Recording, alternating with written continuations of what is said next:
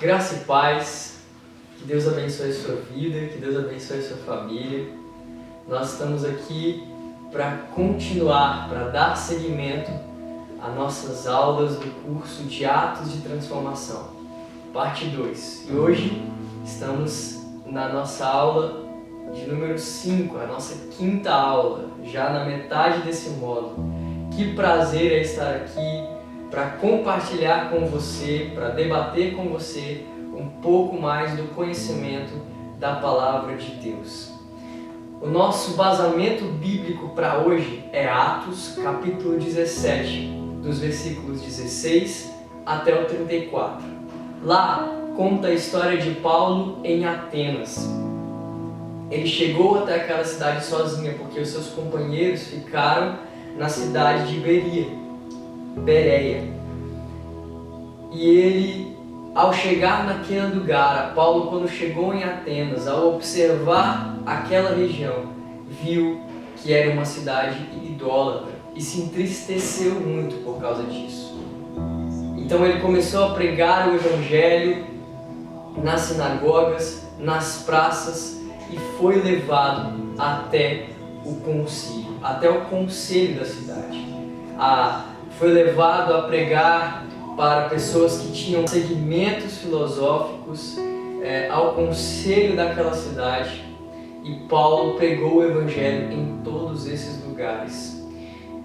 Ele pregou de uma forma onde ele encontrou pontos de cultura para ter relevância na ministração do evangelho. Nós já vimos até aqui que a segunda viagem missionária de Paulo permitiu que ele pregasse em diversas cidades da Macedônia: Filipos, Tessalônica, Bereia. E por causa da perseguição ele foi expulso de Bereia, e os seus amigos ficaram em Bereia, Silas e Timóteo, e ele foi obrigado a vir até Atenas. Esperando seus colegas, ele começou a observar aquela cidade. O relato dessa história é muito importante para a história do cristianismo, para a história em geral, porque esse foi provavelmente o primeiro contato do cristianismo, do Evangelho de Jesus com a cultura filosófica grega. Houve ali o primeiro choque, porque a cidade de Atenas era, no seu auge, a maior cidade do mundo, totalmente influenciado pela arte, totalmente influenciado por reflexões filosóficas, e era uma cidade universitária, onde havia pessoas que estudavam a filosofia a fundo, e esse provavelmente foi o primeiro impacto, o primeiro choque do Evangelho com essa formação filosófica acadêmica grega. Naquela época, os gregos dominavam a arte, dominavam o conhecimento intelectual, e as tendências acadêmicas daquele período com certeza estavam presentes na cidade de Atenas. Era um povo totalmente pagão, desvinculado do propósito de Deus, que não tinha nenhum conhecimento da cultura judaica e do que Deus havia feito por intermédio desse povo. Sem sombra de dúvidas, essa discussão entre Paulo e esses filósofos, o impacto do Evangelho através da vida de Paulo, foi de suma importância e relevância para a história da igreja nos nossos dias. Porque Paulo respondeu questões que nós fazemos hoje, nós como igreja fazemos hoje. Qual deve ser o nosso posicionamento diante de uma cidade pagã? Qual deve ser o nosso posicionamento diante de uma cidade que não crê no Evangelho, que tem as suas culturas totalmente baseadas no conhecimento, na ciência, na filosofia, na religião que não o Evangelho, em religiões pagãs? Como nos portar diante de uma situação como essa? Paulo nos mostra aqui o exemplo, e é exatamente isso que nós vamos estudar. O primeiro passo, a primeira atitude de Paulo foi, ao chegar em Atenas, foi observar. Ele começou a observar E ali ele provavelmente se encantou com a arquitetura da cidade. Afinal, era a maior cidade que existia.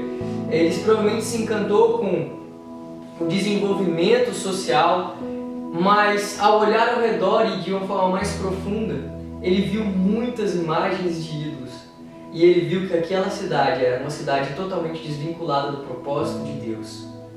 Ao ver isso, a palavra fala que seu coração se indignou, se entristeceu. Ao enxergar toda aquela situação, ele começou a se entristecer. Mas isso não ficou apenas nessa atitude. Ele não apenas se indignou e não se conformou com a situação, mas ele tomou uma atitude. Paulo começou a pregar. E aqui nós vemos que Paulo pregou em pelo menos 3 campos, em pelo menos 3 ambientes. Nas sinagogas, para tentar alcançar aqueles que tinham um leve conhecimento a respeito da cultura judaica. Ele pregou não só nas sinagogas, mas ele também pregou em praça pública, para que todos possam ter acesso ao conhecimento do Evangelho da Graça. E ele pregou também no Areópago, que era o conselho da cidade, que foi para onde ele foi levado após se expor assim, para que ele pudesse, então, de uma forma mais ampla, expor o Evangelho àquelas pessoas que se despertaram curiosas por ser uma nova tendência, algo novo que chegou na cidade. Então era da cultura de Atenas debater a respeito. Ele não deixou de pregar. Mas o que leva a uma outra questão: o que ele pregou? Porque isso com certeza nos ajudará muito a nos portar nos nossos dias de hoje. Porque se pararmos para pensar, nós vivemos em uma realidade bem parecida. A cosmovisão da nossa cidade é diferente da qual cremos. Nós cremos no Evangelho de Jesus que gera salvação, e vivemos em uma cidade, e vivemos ao redor de uma cosmovisão diferente. E assim como Paulo se encontrou em Atenas, nós também nos encontramos hoje. O que devemos pregar? Como devemos nos portar? O texto afirma que Paulo, ele pregou e que um dos seus ouvintes eram segmentos filosóficos, pessoas que seguiam segmentos filosóficos, segmentos chamados de epicureus e estoicos. Epicureus eram seguidores de um filósofo chamado Epicuro, e eles acreditavam que a vida foi destinada a nós para que tenhamos prazer. Então, o único propósito da vida é que tenhamos prazer, independente das consequências, independente do que vamos enfrentar. O que importa é ter prazer. E o Evangelho prega algo diferente. O Evangelho prega algo que devemos negar a nós mesmos, e que a única maneira de encontrarmos a nossa identidade, a verdadeira felicidade é em Jesus. E não, esse é o verdadeiro prazer. Outra linha de raciocínio foi a respeito do que Paulo pregou, foi para os estoicos. Os estoicos eram discípulos de um pensador chamado Zenão, e eles acreditavam que a vida era sofrida, que nada você poderia fazer para evitar esse sofrimento. E o Evangelho prega algo diferente. Ele diz que Jesus é a solução, Jesus é o remédio para todas as mazelas do mundo, e Ele pode trazer mudança e salvação de vida. Era relacionado a isso, era para essas pessoas que Paulo pregou o Evangelho. E como ele conseguiu ser tão relevante assim? Como ele conseguiu alcançar pessoas que têm uma cultura totalmente moldada de forma contrária à vontade de Deus e ao Evangelho? Como ele conseguiu ser relevante na sua mensagem e anunciar de forma clara o Evangelho de Cristo Jesus ali? Bem, o conteúdo da mensagem dele foi baseado em um ponto de contato. Ao andar pela cidade, ele viu um altar, e esse altar estava escrito assim: ao Deus desconhecido. Então Paulo aproveitou esse ponto de contato. Ele viu naquela cultura uma oportunidade para pregar o Evangelho de Deus. E assim ele começou. Ele disse assim: eu vi entre vocês um altar dizendo destinado ao Deus desconhecido, e a respeito desse Deus que eu prego. Porque ele havia sido indagado: que Jesus é esse que você prega? Que Deus é esse que você prega? Alguns chamavam ele de alguém que fala besteiras, porque não entendiam, não sabiam do que se tratava e começavam a indagar: mas do que se trata isso? E ele achou o ponto de cultura. Disse assim: olha, na cidade de vocês eu vi um altar destinado ao Deus dos desconhecidos. É a respeito desse Deus que eu falo. E aí ele começou a revelar alguns atributos e verdades a respeito de Deus, que se encaixavam bem na ideia deles, e fez com que eles entendessem a respeito. O primeiro é que Deus era o Criador de toda a terra. A esse Deus destinava toda a criação. Ele disse também que Deus é o Deus da providência, porque eles entenderam que os deuses deles davam providência, mas Paulo chegou com uma nova realidade, um ponto de cultura, de modo que eles pudessem entender aquilo que Paulo estava falando, sendo assim, tornando a mensagem dele muito relevante. Que Deus controla todos os eventos da história, que Deus é o Senhor de todos os homens, e que dele, e somente dele, provém a salvação. Através desse discurso, Paulo conseguiu alcançar algumas pessoas. É verdade que muitos deles riram e zombaram de Paulo, mas no final do capítulo 17, diz que alguns o cercaram e disseram que queriam conhecer mais aprofundado a respeito desse Deus, a respeito de Jesus. E a palavra fala que eles creram. Paulo foi muito sábio ao encontrar um ponto de contato entre o Evangelho e aquela cultura. E não existe cultura que o Evangelho não possa ser disseminado. Mesmo numa cultura difícil como a nossa, como a que vivemos hoje, o Evangelho pode ser pregado.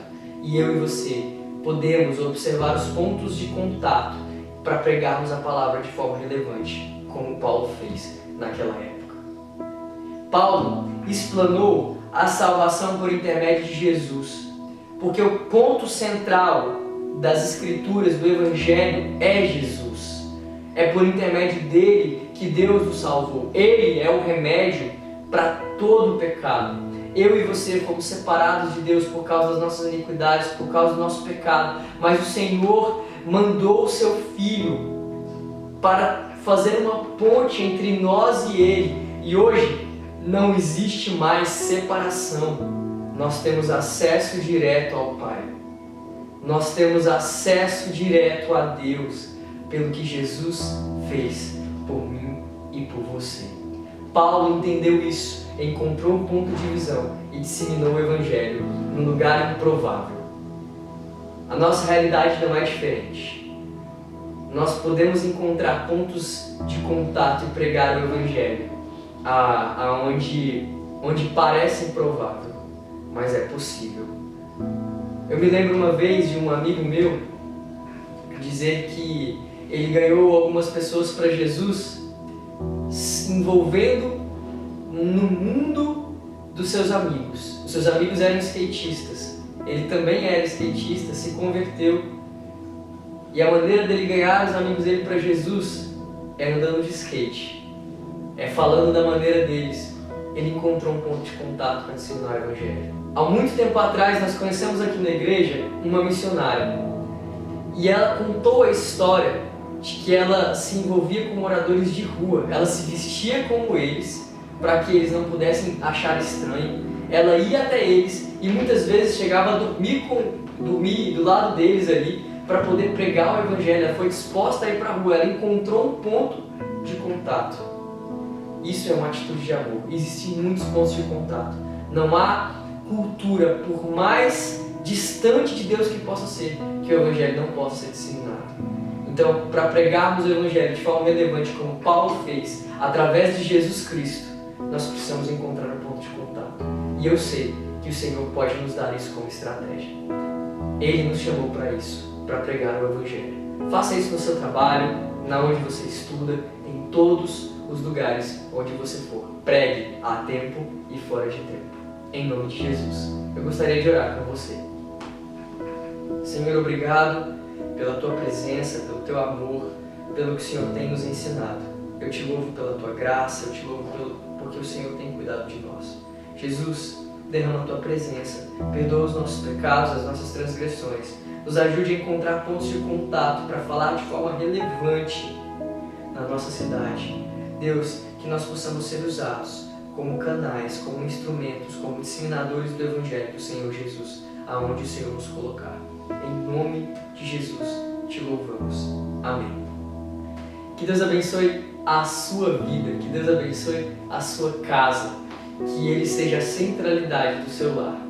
Se você ainda não se inscreveu no canal, se inscreve, ative as notificações para você ficar ciente de todo o conteúdo que será postado nesse canal do YouTube, que abençoe muito a sua casa, a sua família, principalmente nesses momentos em que não podemos nos tocar, em que não podemos estar juntos, mas em espírito ainda somos corpo. Então, fique ligado em todo o conteúdo que será postado aqui. Deus, deixe o seu like, deixe o seu gostei aí. Isso é muito relevante para nós, porque isso faz com que o YouTube espalhe essa mensagem para mais pessoas. Quem sabe alguém possa ser alcançado por intermédio disso. E eu gostaria de desafiar você a escrever aí nos comentários algo que falou o seu coração a respeito do que foi ministrado hoje. Se você assistiu até o final. Que Deus abençoe a sua vida. Até mais.